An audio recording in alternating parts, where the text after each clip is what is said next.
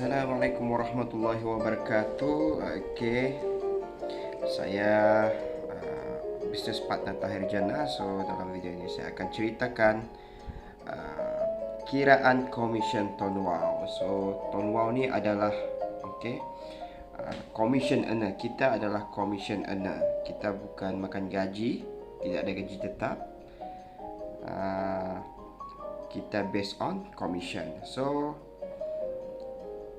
based on performance ni adalah satu kerjaya yang hebat sebab anda dibayar bukan mengikut masa tetapi mengikut apa yang anda usahakan. Semakin baik usaha anda, semakin tinggilah komisen yang anda dapat. So dalam Tuan Wow ini tidak ada satu batas maksimum income yang HQ sudah letak ya. Kalau kita mampu dapat 100,000 sebulan, kita akan dibayar 100,000.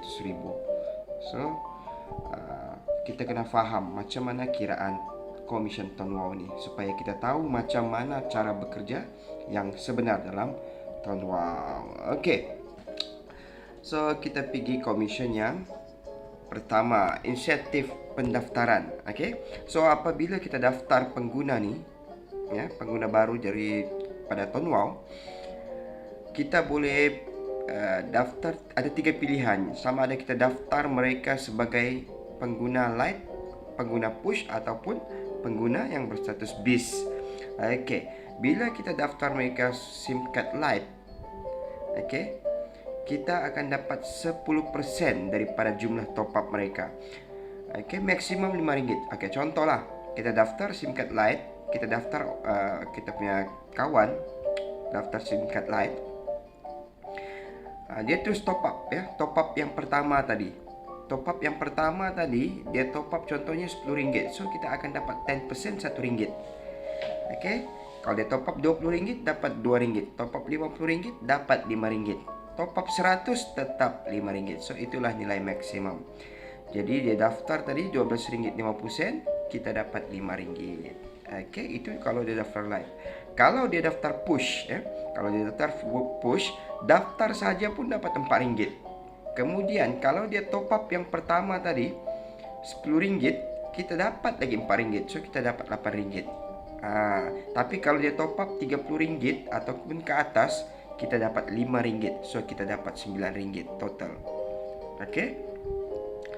Daftar push ni dia komisen lebih besar ya.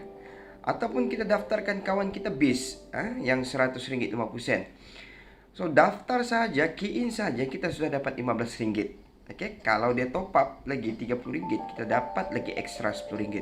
So kita dapat RM25. So ini insentif pendaftaran. Kita daftar saja ya, dan mereka buat top up kali pertama. Top up kali pertama ni tidak boleh melebihi daripada 2 minggu, 14 hari ya. Barulah dikira. Kalau dia top up minggu yang ketiga, kita tidak dapat. So insentif pendaftaran ni kita tidak perlu fokus sangat sebab dia hanya one off commission, bukan passive income.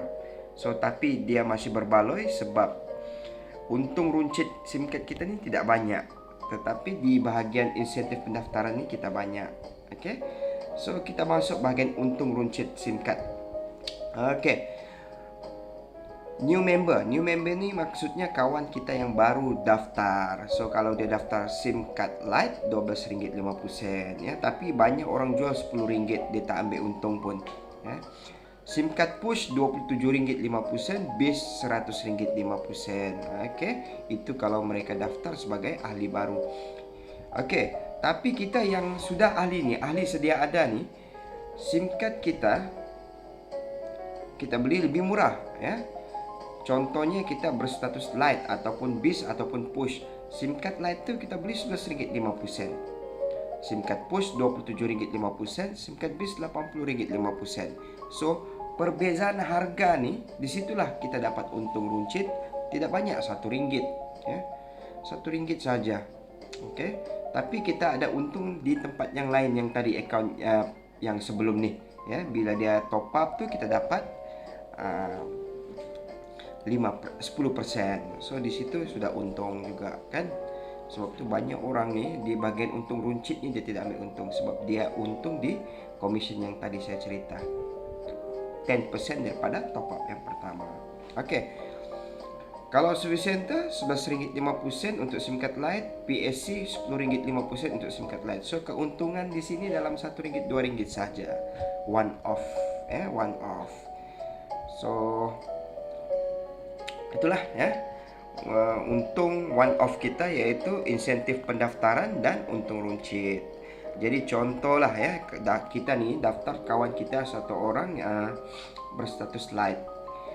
Okey, dia daftar SIM card Lite, kita mungkin untung RM1 kita untung RM1 daripada SIM card, tetapi kita untung kalau dia top up 50, kita dapat lagi ekstra RM5. So kita dapat untung RM6. Okey. Itu sahaja untuk komisen kita yang pertama, iaitu insentif pendaftaran. So komisen ini one off, so tidak perlulah terlalu fokus. Okey. Assalamualaikum.